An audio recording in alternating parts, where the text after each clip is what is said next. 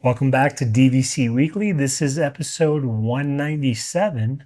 My name is Jason Erpelding. I'm the broker of Buy and Sell DVC. I'm here with Scott Ferrioli.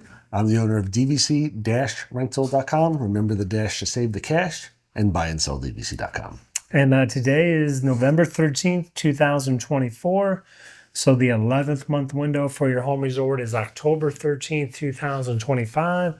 And the 7th-month window is June 13th, 2025. As always, if you're looking to rent out some points or to rent some points, it's DVC-Rental.com. Remember the dash to save the cash. If you're looking to buy a Disney Vacation Club or sell your DVC, it's buy and sell DVC.com. You can find both companies on Twitter, Facebook, Instagram. Insta. Technically TikTok still, although I might be getting away from TikTok a little bit. Well, you stopped the dances? There's only so much dancing I can do. That's just too much. The fans are too needy on TikTok to give more dancing. Come on, bring it on. I feel like a piece of meat. And now we're on the buy and sell side of things. And the question asked is, if I buy into DVC with a DVC point chart at each resort, simply increase each year. This is, if you're new to DVC, this is a question. You all of a sudden, if you know nothing about DVC, people start feeding you information. Like some people, they're like, what's the catch? What's the catch?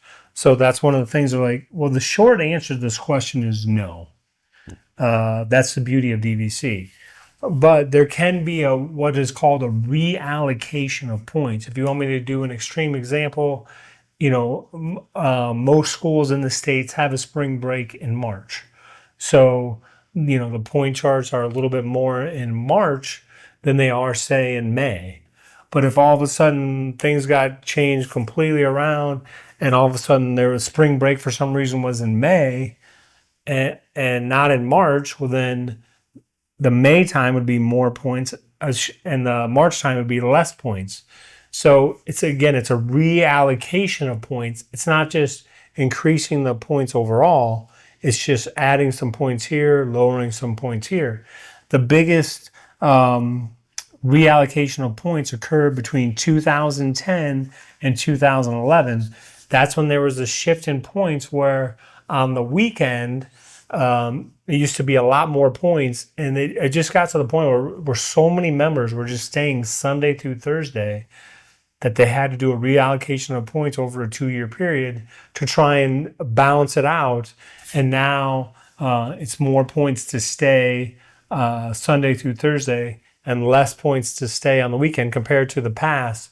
And so now it's, people aren't doing so many Sunday through Thursdays as they did before that change. And I printed this out, but it is covered in your public offering statement. So I just want to make sure you know that they can't just reallocate the points. So the sentence is, I'll try to read this, not bore anybody, but an increase or decrease in the home resort's vacation point reservation requirement for a given use day pursuant to DVCMC's right to make this home resort point adjustment must be offset by a corresponding decrease or increase for another use day or use days. Do you follow that? Yes. Increase one day, decrease another day. Essentially, let's just say that to stay every single night in every single room at Disney is 1 million points. So they've got that 1 million allocation.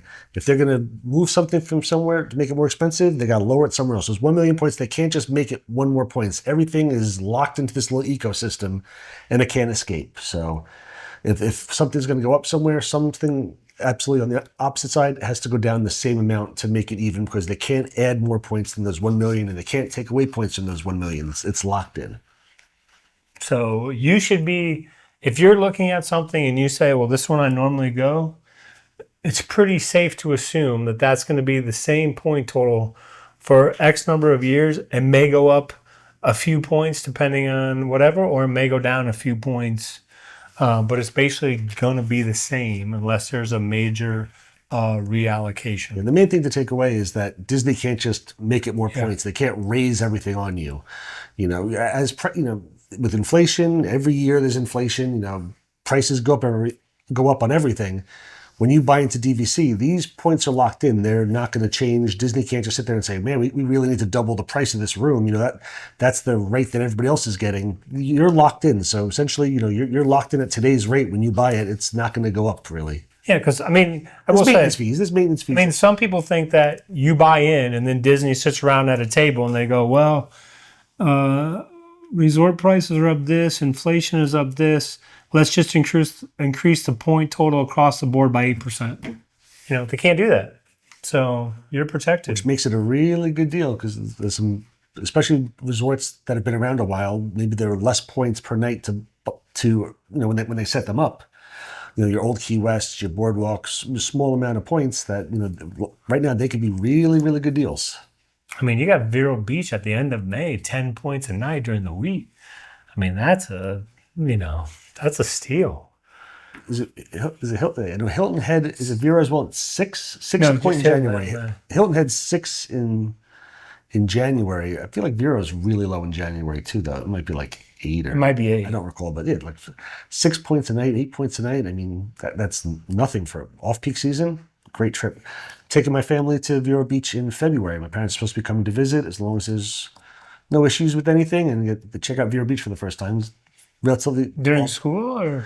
It's during one of the holidays. Oh, okay. Martin Luther King Day? No, February. So it's President's Day in President's February. Day. Just go down for 3 nights. My parents have never been there, and I figured instead of them staying with us just in the house for, I think they're coming for like 10 days now. We'll spend 3 of them at Vero Beach.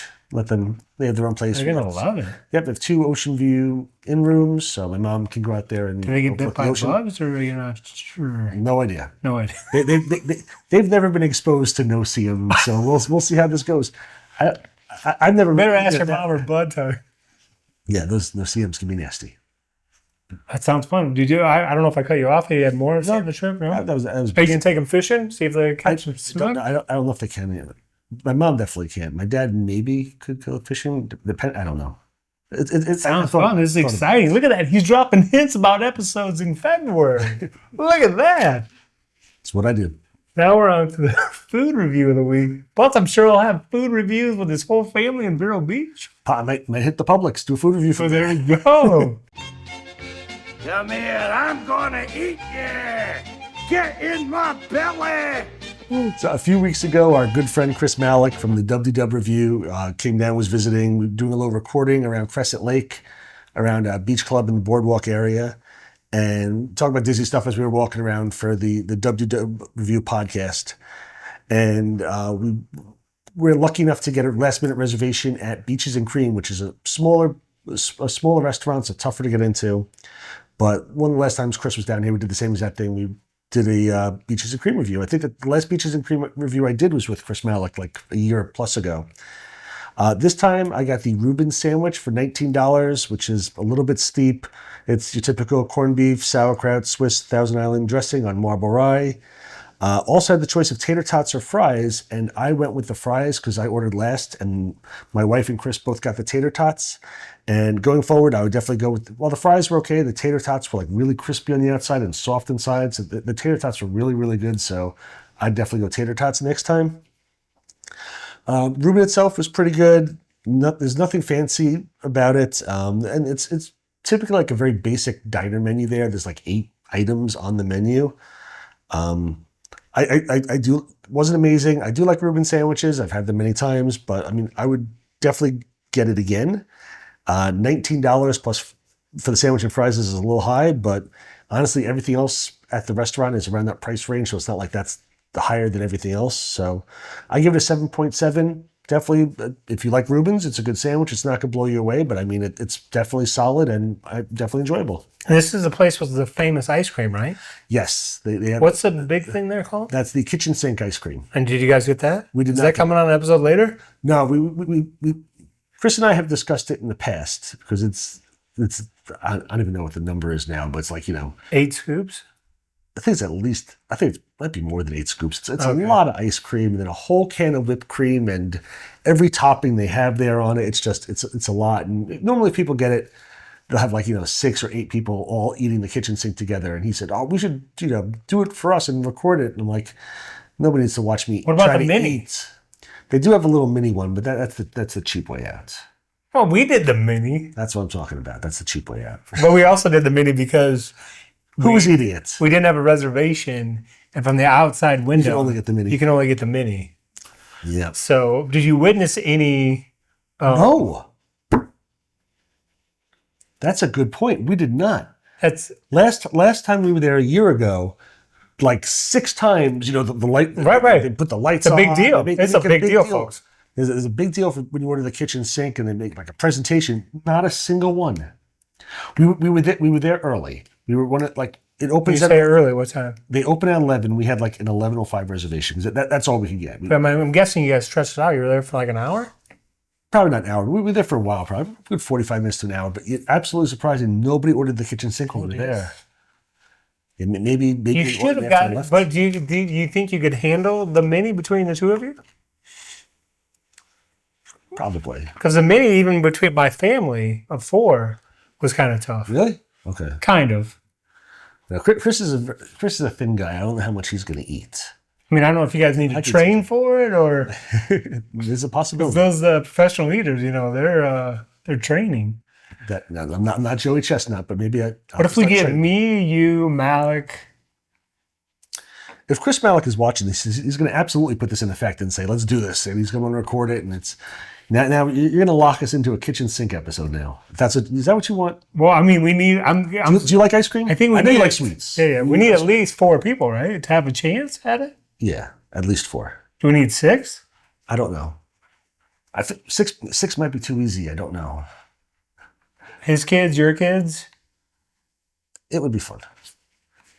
kitchen sink.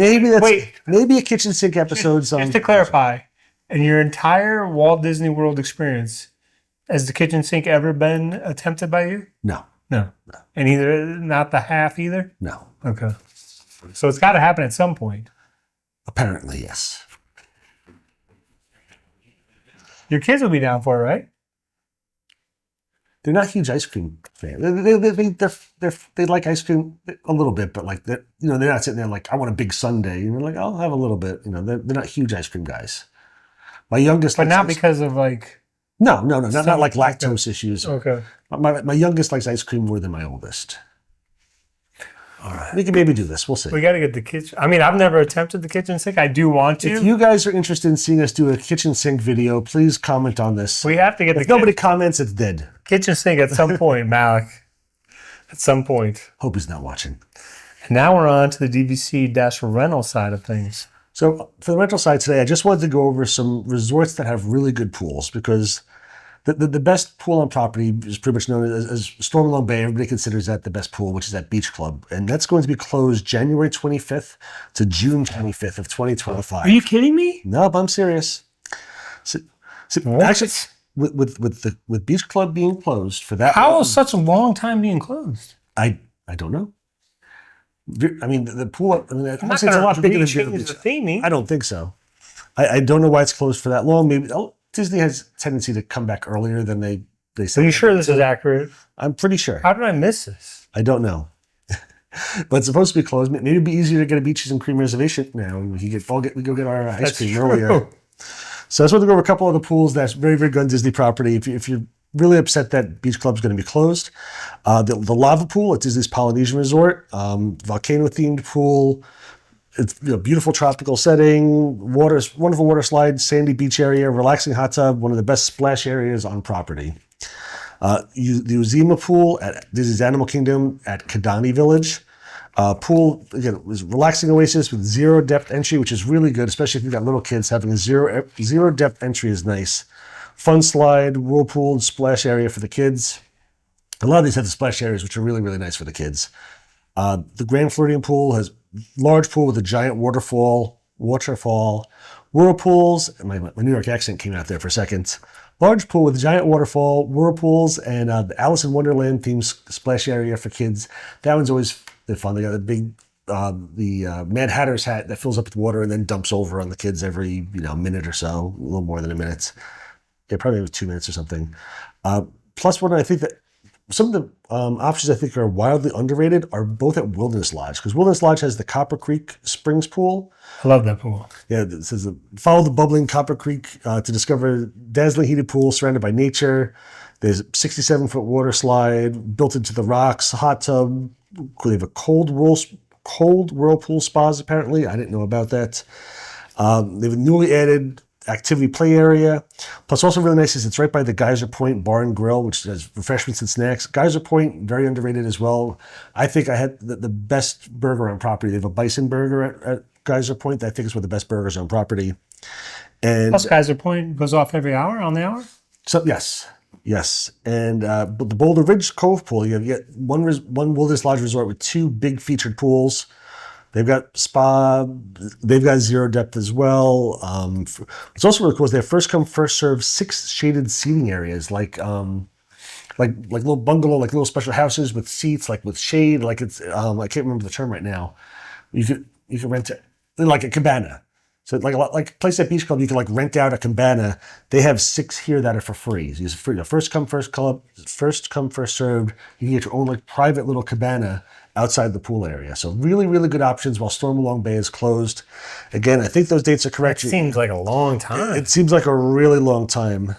Can somebody do a quick check on on Stormalong Bay? Because again, I've got January 25th to June 25th, which that sounds like a really Especially long time over spring break. for what.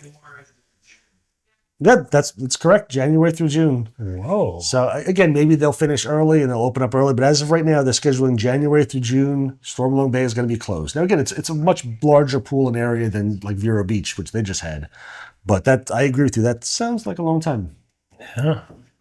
That's interesting, folks. And please let us know if you've ever had the kitchen sink, and let us know how many people you think need to be participating to have a chance at finishing the kitchen sink. Yeah, I think it depends who our partners are. Like if I'm going, I grab you, I'll grab Malik, I'll grab Jeremy Murray, maybe, I don't know this. In the Edcott group, we got a couple of the bigger guys who I know that we can probably house this thing. Chris, maybe, I don't know, we can figure it out. But yeah. We'll go live that day. Oh gosh, somebody's gonna get sick. Well, thank you very much for watching. We'll make sure it's not like the movie Stand By Me. Check out our social media. Check us out again on Podbeam. We're on Spotify. We're on Amazon. You listen to us on our podcast if you don't want to see us. It's more fun to watch subscribe. us. We got to get our numbers up. Like and subscribe on our YouTube pages, please, especially on the buy and sell page. That one needs a little more love on it. But again, we appreciate you guys and thank you so much for watching. See you next week.